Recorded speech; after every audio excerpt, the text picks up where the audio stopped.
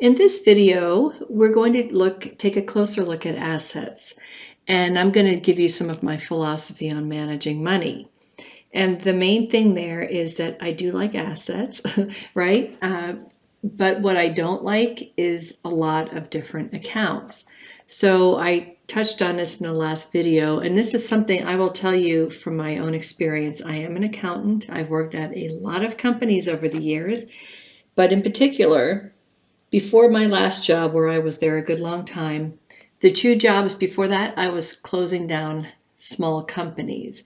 And the danger there is that people put money into the 401k accounts in these companies, and I shut the companies down. One of the last things I did, I was reaching out to people through LinkedIn, trying to find people saying, please get your money out of this account. We're closing down the 401k program. And you might say, well, gosh, you can't do that. Companies have to, if you have over $5,000, you're allowed to keep the money in.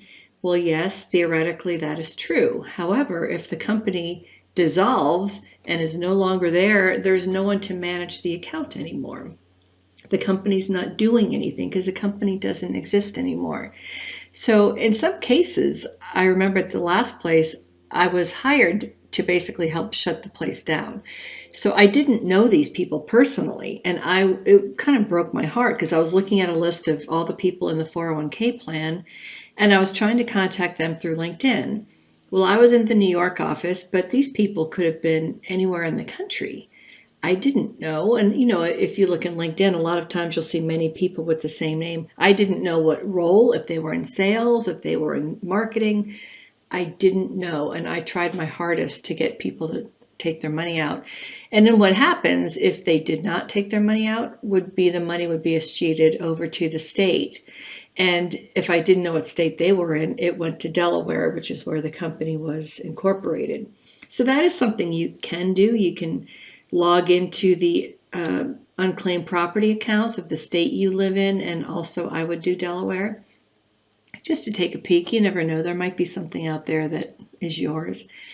But the other problem, even if you leave a company and you leave your money there, 10 years go by, even if it's not tech. I know my mind is skewed a bit by how tech companies come and go, but even if it's a large company, they get acquired, don't they? So you might have known the HR people in your office in New York, and then suddenly they're acquired by a company and they have it managed by a different group in, Ohio or something.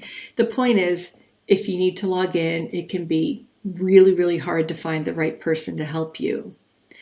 And I don't want that for you. So the other reason you shouldn't leave money in your old 401k account is they basically don't have the best choices of funds. So what you can do and what you should do and what I recommend you do is to roll your money into something else. Maybe it's your account at Fidelity. You can open up a traditional IRA. You can roll your 401k into an IRA. And then if you want to be even fancier, you can do a backdoor Roth. If you make too much to contribute to a regular Roth, you can do a backdoor Roth, pay the taxes then, and then your money will continue to grow tax-free. And you might guess that, yes, that is what I have done. So I've rolled money into T. Rowe Price. Again, not my numbers. I've also rolled money. What I did with my last company's 401k, I opened up a self-directed IRA and I put the money into a REIT because I wanted to keep money in real estate, but not directly own real estate. So that is what I did with that money.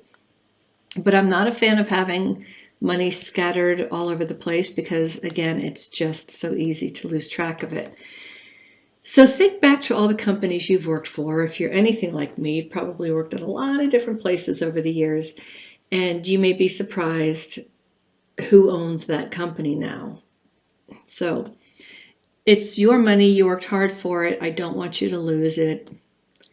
And yeah, so that's that. That's that for assets. The other thing I will say for assets is, of course, your focus should be on growing your assets. So we'll talk about that in other money management videos. How can you get more money each month to invest to grow those assets? Okay, so stay tuned. Stick with me. This is going to be really good. You're going to feel so empowered once you go through all this and you say, wow, now I know where I stand. It is a powerful, sexy feeling. See you in the next video. Bye for now.